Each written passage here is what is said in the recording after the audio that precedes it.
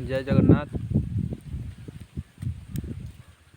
बहुत दले कवि थे जी कि कवितार परिभाषा बुझी पार नथिबे ना कविता कौन भी जानी थे, किंतु आगरे लगे थे डॉक्टर उपाधि, प्रबंध भी लिखुवे, गल्प आकांक्षा किंबा साहित्य कादम्बिनी भी से जाइए बसी थे साहित्य पत्रिकार, किंतु कविता जना नथिबो, कवितार पद विन्यास हो पार नथबो, से हुए तो ओडिया हो पारि थिबे, किंतु ओडिया मातृभाषा को सुचारू रूपे सठिक भाव में परिवेषण करि पार नथिबे। एमती केते गुड़िए कवि अछंती, मु तो ना कहि पारिबि नाही, काहेकि मु कहिबाकू चाहेनी, कारण जी जेपरी ही थाए से सेहीपरी वाक्यांश दे पारे, किंतु दोष देखिले अनेक हो पारे।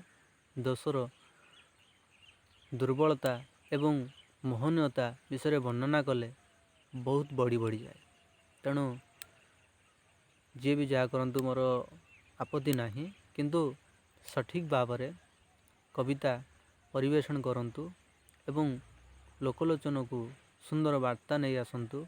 खाली कविता लेखिदेले हुएनी कि कविता गाईदेले हुएनी, कवितार मर्म अनेक थाए, जहाँकि वाक्य को वाक्यांश मु जेतिकी भाविची, मु जेतिकी अनुसरण करिची, मु सेहाकू कहूची।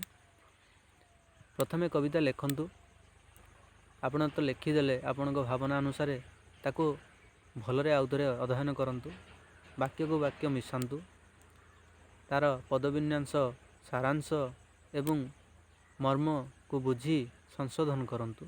तापर आपण जेउथरे देउछंती से सठिक भाव में चलिबो बोली मोर आशा। आपण हुए तो कविता को लेकिन व्यवसाय करंतु किंबा नजे गोटे कवि भली परिचित हुंतु। कविता कहिबार शैली, गाइबार शैली एवं लेखनीर उद्धृत आगरे एमती तो केते कवि अछंती, तार सीमा नाही कि मु सेपरी हेई पारिबि कि नाही। मोर मनरे भी आशंका सृष्टि हुए बेले बेले।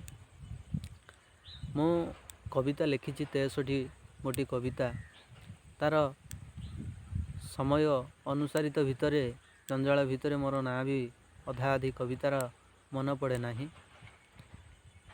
किंबा वीडियो शूट कला बेले मते मो लागे मु सते जेमिति हजि जाउची मोर भयर दुनिया रे, गोटे कोहलिका दुनिया रे, जेमती गोटे पुलिस थिबो, ताकू देखिला परे लागिबो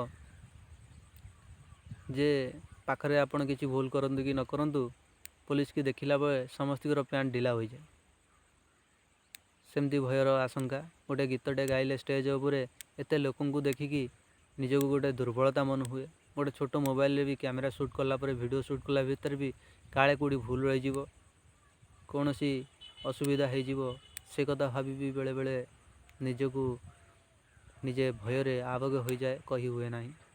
तथापि मु चेष्टा करी आपनकु दुई धाड़ी कविता शुणेबी, आगु को चेष्टा करी किभली भाव में ये कविता को आगु को नेबी।